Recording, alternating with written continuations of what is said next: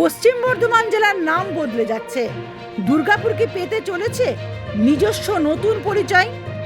জলসংকট মেটাতে এবং বন্ধ কারখানা খুলতে ঠিক কি মাস্টার প্ল্যান তৈরি করলেন দুর্গাপুর পূর্বের বিধায়ক চন্দ্রশেখর বন্দ্যোপাধ্যায়?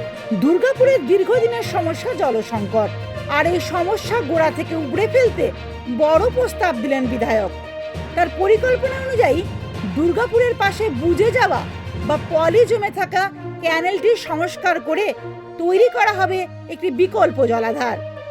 জলজীবন মিশন বা বুস্টার পাম্পিং স্টেশনের মাধ্যমে এই জল পৌঁছে যাবে প্রতিটি ঘরে এবং শিল্পাঞ্চলে।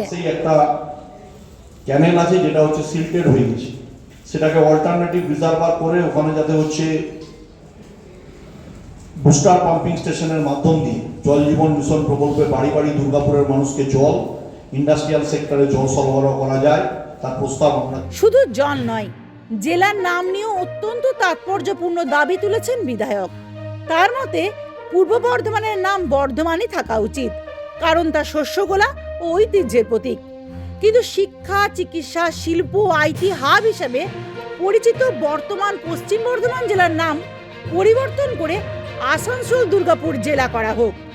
সব বিধায়কদের সই এবং মুখ্যমন্ত্রীর সম্মতির পর এই প্রস্তাব ইতিমধ্যেই মহকুমা শাসকের দপ্তরে পাঠানো হয়েছে।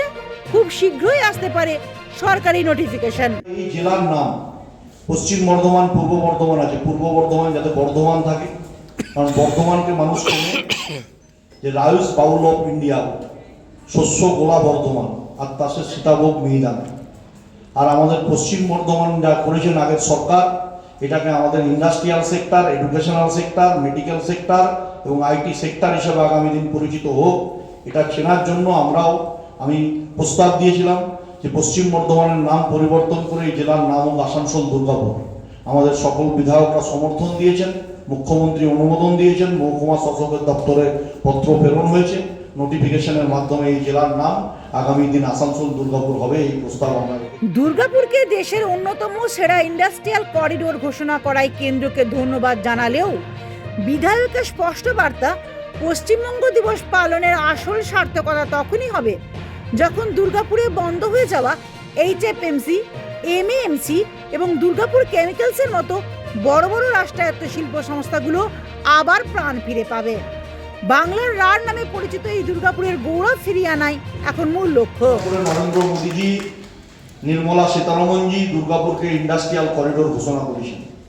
এখানে আগামী দিন IT hub, medical hub, educational hub, আগামী দিন যাতে MMC, BOGL, ফার্টিলাইজার সহ দুর্গাপুর কেমিক্যাল সহ নতুন করে সব রিভাইভ হয়, তাহলেই আমাদের আজকে পশ্চিমবঙ্গ দিবস পালন করার প্রকৃত যৌক্তিকতা, যথার্থকতা থাকে। সবশেষে বিধায়কের এক আবেগ ঘন বার্তা, দুর্গাপুরকে এমন এক ডেস্টিনেশন দুর্গাপুর হিসেবে গড়ে তুলতে হবে যাতে আমাদের ঘরের সন্তানদের কাজের খোঁজে ভিন রাজ্যে পরিযায়ী হতে না হয়।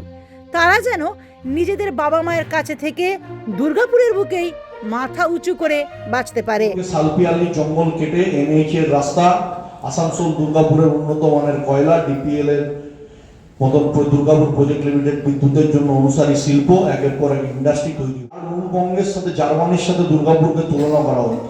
কলকাতার মতো যদি কোনো শহর থাকে তা হচ্ছে দুর্গাপুর। আগামী দিন ডেস্টিনেশন দুর্গাপুর তৈরি হতো, যাতে আমাদের সন্তান সন্ততিদের আর বাইরে কর্মসংস্থানের জন্য পলায়ন করতে না হয়।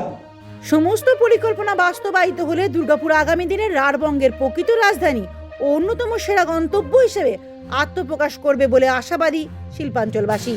দুর্গাপুর থেকে অন্তরা সাদের প্রতিবেদন, সমাজ পরিবর্তনে মানুষ।